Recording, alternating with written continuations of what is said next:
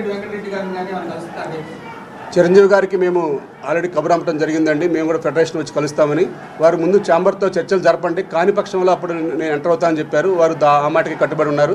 ఎప్పటికప్పుడైతే మా విషయాలను తెలుసుకుంటూ ఉన్నారు మా సెక్రటరీ గారి ద్వారా.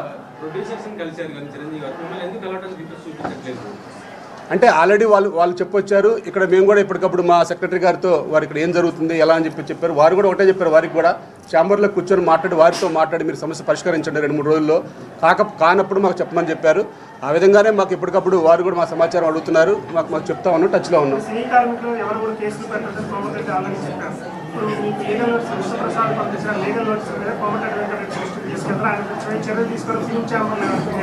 మేము ఆల్రెడీ ఫిల్మ్ ఛాంబర్లో మేము కంప్లైంట్ చేయడం జరిగింది. కోమటిరెడ్డి వెంకటరెడ్డి గారు మన సినిమాటోగ్రఫీ మంత్రి వర్యులు మా కార్మికుల పక్షాన్ని నిలబడ్డందుకు వారికి ప్రత్యేక ధన్యవాదాలు తెలియజేసుకుంటున్నాం. మా కార్మికుల పక్షాన అలాగే కేసులు పెట్టాలని ఎంతో ప్రయత్నాలు చేస్తున్నారు. అటువంటి కేసులు కూడా మా మంత్రి గారు చాలా గట్టిగా సమాధానం చెప్పారు. ఏదైనా త్వరలో యాక్చువల్ నిన్న పండగ కాబట్టి వారు మా మంత్రి గారు అందుబాటులో లేనందున ఇప్పుడు ఈ రోజు కానీ రేపు కానీ మంత్రి గారిని కార్మికుల పక్షాన్ని అందరూ కూడా కలుస్తామని చెప్పి తెలియజేస్తాం. అంటే మొదటి నుంచి మీరు ఛాంబర్ నిర్ణయానికే కట్టుబడతాము, ఛాంబర్తోనే వెళ్తాము అని అంటున్నారు. కానీ ఇప్పుడు మళ్ళీ ప్రభుత్వ జోక్యాన్ని కూడా మీరు ఆశిస్తున్నట్టు కనబడతాము. ఎందుకంటే కోమటిరెడ్డి వెంకటరెడ్డి డెఫినెట్గా ఇంట్లో పనులు చేసుకుంటాము. సో ఫస్ట్ నుంచి కూడా మీరు ఛాంబర్తో వెళ్దాం అనుకున్న వ్యక్తి ఇప్పుడు ప్రభుత్వ జోక్యం వరకు ఎందుకు రావాల్సి వస్తుంది? ప్రభుత్వ జోక్యం అంటే ఏదైనా సరే వ్యవస్థలో ప్రభుత్వం మన సినిమాటోగ్రఫీ మంత్రివర్యులు కాబట్టి పెద్ద మనిషిగా ఉంటారు. వారు ఒక సూచన చేస్తారు. వారు డిసైడ్ చేసినా మళ్ళీ ఛాంబర్ నుంచి రావాలి కాబట్టి వారు ఛాంబర్కి మమ్మల్ని పిలిచి వారు రేపు చర్చలు జరుపుతారని చెప్పి అర్థమైంది. మరి వారు ఈ లోపే ఉన్న ఛాంబర్ డైరెక్ట్గా ప్రకటిస్తే మాకు వెళ్ళండి గుడ్, లేని పక్షంలో మరి మాకు న్యాయం కోసం మేము ప్రభుత్వాన్ని ఆశ్రయించడం తప్పలేదు కాబట్టి మేము ప్రభుత్వాన్ని కూడా ఆశ్రయించాల్సిన అవసరం ఏర్పడితే తప్పనిసరిగా మంత్రి గారిని కలుస్తాం. లేదంటే మన తెలంగాణ ముఖ్యమంత్రి వారు రేవంత్ రెడ్డి గారి దగ్గర కూడా మేము సమయం తీసుకొని వారిని కలవడానికి కూడా మేము ప్రయత్నం చేస్తాం.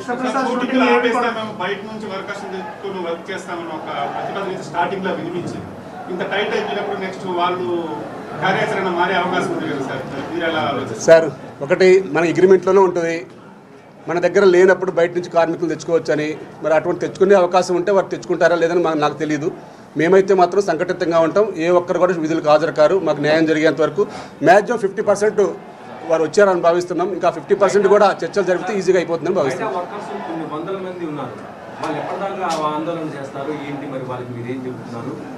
మేము వారికి చెప్పామండి ఇప్పుడు.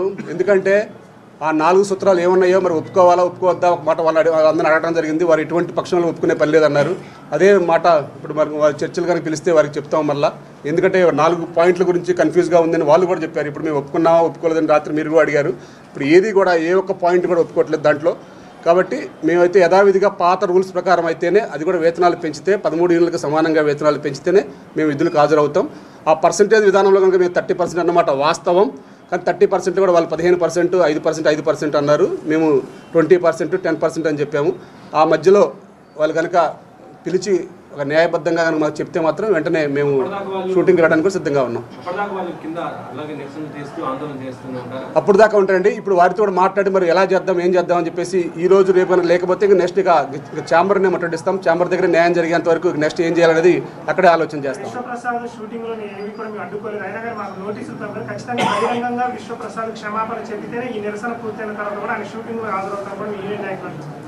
అది తప్పనిసరిగా అండి. మా యూనియన్ నాయకులని కాదు ప్రతి ఒక్కరికి కూడా ఆ భావన ఉంది. అసలు విశ్వప్రసాద్ గారు డైరెక్ట్గా మాకు అలా అనకూడదు. ఏదంటే ఛాంబర్కి పిలిచి అక్కడ ఛాంబర్లో వారికి జరిగిన అన్యాయం ఏంటి న్యాయం ఏంటి అక్కడ మాట్లాడాలి తప్ప మాకు డైరెక్ట్గా మా గురించి మాట్లాడకూడదు. మా వేతనాలకు పెంపు విషయం కూడా ఛాంబర్ ఫైనల్ చేస్తుంది. వారి విషయం ఏమైనా ఉంటే వారు చెప్పాలి. అక్కడ సాఫ్ట్వేర్లని మేము లేకపోతే మీరు లేరని మేము ఇచ్చేది ఎక్కువ అని అటువంటి పదాలు చాలా బాధాకరంగా ఉన్నాయి. ఏదన్నా సరే మేము ఛాంబర్కి వారి గురించి మేము ఛాంబర్లో చెప్పాము. ఆ ఛాంబర్ నిర్ణయం కట్టుబడి ఉంటాం. చర్చలకి పిలవడం జరిగిందా లేకపోతే వాడు ఛాంబర్ నుంచి ఎవరైనా మీతో మాట్లాడడం జరిగిందా? మాకు ఛాంబర్ నుంచి మాట్లాడటం జరిగిందండి. ఒకటే చెప్పారు, దామోదర్ ప్రసాద్ గారు కానీ భరత్ గారు కానీ ఉన్నారు. మేము ఇప్పుడు కూడా అడిగాము మరి ఏదైనా ఉందా, మరి మేము ఇప్పుడు వెళ్తున్నాం, అందరు కార్మికులు నిరసన తెలియజేస్తున్నారు ఫెడరేషన్ మీద, మా కంట్రోల్ కూడా తప్పిపోతుంది, మరి ఏం చేయాలని చెప్పేసి వారిని అడగడం జరిగింది. మరి వారు కూడా మేము మాట్లాడతాము. మరి మాకైతే ఇంతవరకు ఏం చెప్పలేదు. మాకు నిర్మాతలు మీటింగ్ పెట్టుకోలేదు, మేము చెప్తామని చెప్పారు.